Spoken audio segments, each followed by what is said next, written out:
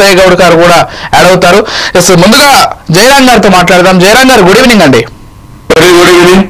అంటే చాలా విచిత్రంగా ఉంది ప్రస్తుతం తెలంగాణలో ఉన్నటువంటి పరిస్థితి గమనించినట్లయితే చాలా విచిత్రంగా ఉంది. ఎందుకంటే కేంద్రం నుంచి నిధులకు సంబంధించి రేవంత్ రెడ్డి చేసినటువంటి ఆరోపణలు ఏవైతే ఉన్నాయో కిషన్ రెడ్డి అడ్డుపడుతున్నారు కావాలనే.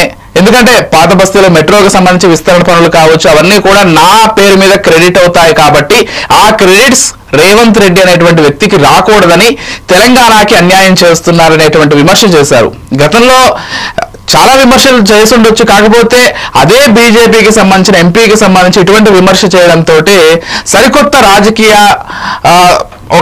అంటే ఇప్పటి వరకు లేదనే చెప్పుకోవాలి ఇటువంటి విమర్శ, లేకపోతే ఇటువంటి రాజకీయ పందా. ఎలా చూస్తారు అసలు మీరు దీన్ని, ఈ విమర్శని కావచ్చు, ప్రతి విమర్శని కావచ్చు, ఎలా చూస్తారు?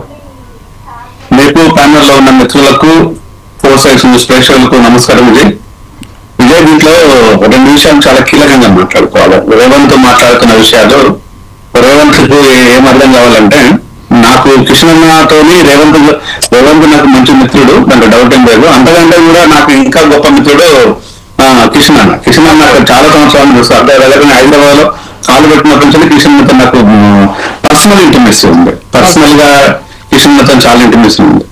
సో కిషన్ నాకు చూసిన కిషన్ అన్న ఆయన సాఫ్ట్, అది అందరూ రాష్ట్రం మొత్తం తెలిసిన అని ఒకటి. ఆయన బయట ఒకటి లోపల ఒకటి అయితే ఉండదు. ఆయన చాలా సాఫ్ట్. అప్పుడు వచ్చేసేమో కిషన్ తీసుకొచ్చేసి బీఆర్ఎస్ కంటే కట్టిండు. ఇదే కాంగ్రెస్. రేవంత్ నేను పర్సనల్ ఉండాల్సిన పని కాంగ్రెస్, బీఆర్ఎస్ కిషన్ ఒకటే. సో బీఆర్ఎస్ కిషన్ రెడ్డి అనే వ్యక్తి కోవర్టుగా పనిచేస్తారు అన్నదాన్ని కూడా తీసుకొచ్చింది. సో అదొక వాదన తెర మీద వచ్చింది. అది ఏం కనిపించలేదు. సో ఇప్పుడు వచ్చేసి మరి బీజేపీ నెక్స్ట్ రేవంత్ కూడా ఒకటే అనే వాదన కూడా వచ్చేసింది. దీని ఉంటే చోట భయపడేలా అని బీఆర్ఎస్ అన్ని ఎన్నికల మీద డిస్కషన్ కూడా చేసుకుంటూ వచ్చేసి. ఒకవేళ కనుక మీకు వచ్చే క్రెడిటే కనుక కిషన్ రెడ్డి గారు తీసేసినట్టు ఆ క్రెడిట్ నీకున్న ఒక సీఎం అనే హోదా అంత చిన్నదా? అంటే కిషన్ రెడ్డి ముందు నీ సీఎం అనే హోదా చిన్నదని ఒప్పుకుంటున్నావా?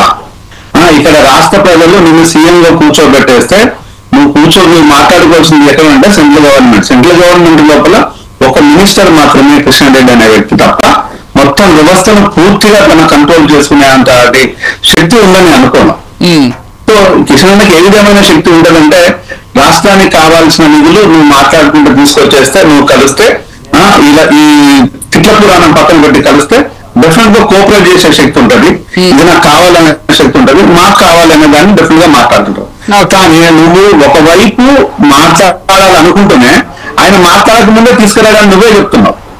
అంటే అంత క్లారిటీ నీకు ఎక్కడి నుంచి వచ్చిందనేది ప్రశ్న కూడా మాలాంటి వాళ్ళకు మాట్లాడాల్సి వస్తుంది. ఎందుకంటే జనరల్ గా మనకి ఏదైనా కావాల్సి వచ్చింది అనుకోండి, నువ్వు ఇప్పించు అన్నా అని చెప్తాం, లేదు అనుకుంటే కొంచెం నువ్వు ఉపయోగపడన్నా అని చెప్తుంటావు. అంతేగాని నీ వల్ల కాదు అనే దాన్ని అంత క్లియర్ గా ఎట్లా చెప్పగలుగుతాడు అన్న విషయాన్ని మరియు ఆయనే అర్థం చేసుకోవాలి, రేవంత్ రెడ్డి అర్థం చేసుకోవాలి. ఇంకొక అంశం వచ్చిందంటే ఏమిటంటే, సో వీళ్ళిద్దరిని విడివిడిగా చూసినట్టు అవుతాయి. కిషన్ రెడ్డిని కానీ లేకపోతే రేవంత్ రెడ్డిని కానీ విడివిడిగా చూసినట్టు అవుతే, కిషన్ రెడ్డి ఇదే రాష్ట్రానికి సంబంధించిన వ్యక్తి, ఈ రాష్ట్రంలోనూ ఇదే ప్రజలతో మమేకమైన వ్యక్తి, తెలంగాణ ఉద్యమం లోపల కీలకంగా పాల్గొన్న వ్యక్తి, మాట్లాడిన వ్యక్తి, మేమంతా కలిసి పనిచేశాం తెలంగాణ అంశం లోపల. సో రేవంత్ అయితే మాకు ఇక్కడ కనిపించే అనే విషయం అందులో జరిగిన విషయమే. రేవంత్ అల్లాగ్ సల్లాగా వచ్చిన వ్యక్తి.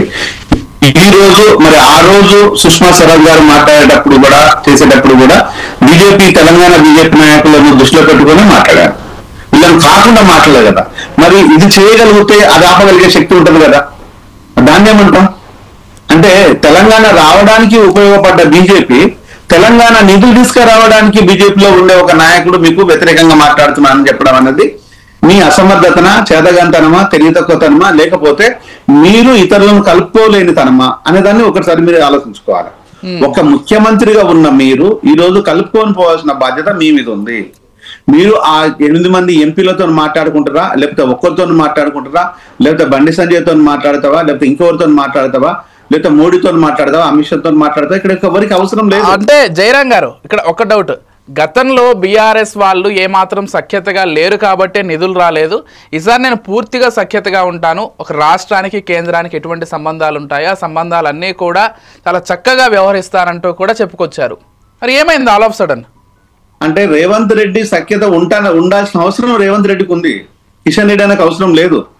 రేవంత్ రెడ్డికి ఎలాంటి అవసరాలు ఉన్నాయంటే ఇప్పుడు సెంట్రల్ గవర్నమెంట్ తోని తను వద్దన్నా లేదన్నా కూడా తను డెఫినెట్ గా ఉండాలి. ఒకటి వచ్చేసి ముఖ్యమంత్రి హోదాలో నువ్వు నిధులు తెచ్చుకోవాలంటే వాళ్ళతో ఫ్రెండ్షిప్ చేయాలి, సో వాళ్ళతో మమేకం అయితే ఉండాలి, ఇక్కడ అంశాలను అక్కడ తెలియజేసుకోవాలి. రెండు విధాలుగా నువ్వు డెఫినెట్ గా వాళ్ళతో బాగానే ఉండాలి. ఇంకొక అంశము ప్రజలలో ఉండే అంశం ఏంటంటే నీ అన్నదమ్ములు రాష్ట్రం లోపల విచ్చలవిడి వ్యాపారాలు, ఇంకా చెప్పాలంటే దోపిడీ పాల్పడుతున్నారు కాబట్టి రేపు ఈడీలు సిబిఐలు ఏసీబీలు రావద్దు అనుకున్నప్పుడు సైక్యతగానే ఉండాలి అనేది ప్రజలు అంటున్నారు. మరి ప్రజలకు ఈరోజు గ్రౌండ్ రియాలిటీ వరకు ఈరోజు అదే మాట్లాడుతుంటారు. దాన్ని ఏం చెప్తుంటారు, నీ అన్నదమ్ములతో పాటు నీ పార్టీ లీడర్లు ఈరోజు 40% కమిషన్ లేకపోతే ఏ పని చేయరనే విషయాన్ని ప్రజల నుంచి వస్తున్నది. నీ పార్టీలోనే ఉండే కొంతమంది బహిరంగంగానే చెప్తున్నారు, మీటింగ్లు కూడా పెడుతున్నారు. దాన్ని ఏం చెప్పాలి అంటే ఇక్కడ అధికారం అనేది ఈ రోజు విచ్చలవిడి అయిపోయింది.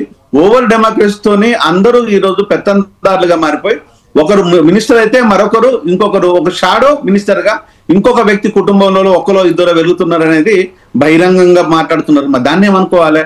ఈ రోజు నువ్వు ముఖ్యమంత్రి అయితే నీ అన్నదమ్ములు ఉప ముఖ్యమంత్రులు కాదు, హోమ్ మినిస్టర్ల వారే, ఉప ముఖ్యమంత్రుల వాళ్ళే, ముఖ్యమంత్రుల వాళ్ళే, ఇంకా అయితే రేపు ఏ సెటిల్మెంట్ లో ఏ ల్యాండ్ దందాలో కూడా వాళ్ళే మాట్లాడుతున్నారు అనేది బహిరంగంగానే మాట్లాడుతున్నారు. నీ పార్టీ ప్రజలే మాట్లాడుతున్నారు. దాన్ని ఏం మాట్లాడతాం అంటే ఈ రోజు ఒకటని రెండు అనిపించుకోవడం కరెక్ట్ విధానం కాదు. ప్రజలు అన్ని గమనిస్తారు.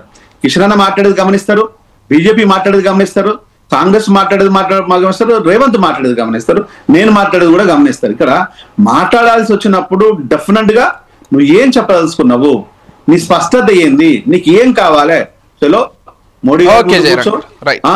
1 minute విజయ్, మోడీ గారి ముందు కూర్చో, నీ రాష్ట్రానికి కావాల్సిన నిధులు అడుగుతావా, ఇంకే అవసరాలు అడుగుతావా, అక్కర్లు అడుగుతుంటావా అన్నాడు. నీకు డిమాండ్ చేసే శక్తి ఉందా లేదా, నువ్వు అక్కడ బలవంతంగా తీసుకొస్తావా, బతిమలాడి తీసుకొస్తావా అనేది ప్రజలకు అక్కర్లేదు కదా. ప్రజలు నిన్ను గెలిపించి నిన్ను పంపించినప్పుడు ఆ గౌరవంతో నువ్వు వెళ్ళి మాట్లాడుకోవాలి, నువ్వు కలుపుకొని పోవాలి. ఆ కలుపుకోబోయే ప్రయత్నం అనేది మాటల ద్వారా చేతుల ద్వారా ఉండాలి తప్పితే నోటి ద్వారా ఏదో నోటితోని పొగిడి నొసలతోని వెక్కిరిస్తున్నట్టుగా ఉండకూడదు అనేది మిత్రుడు రేవంత్ కు నేను సవినయంగాతో పాటు గర్వంగా కూడా దీన్ని సరైన విధానం కాదు అన్నదని చెప్పదలుచుకున్నాను, చెప్తున్నాను. ఓకే అండి, ఒక్కసారి శేషు గారితో మాట్లాడదాం. శేషు గారు నమస్కారం అండి.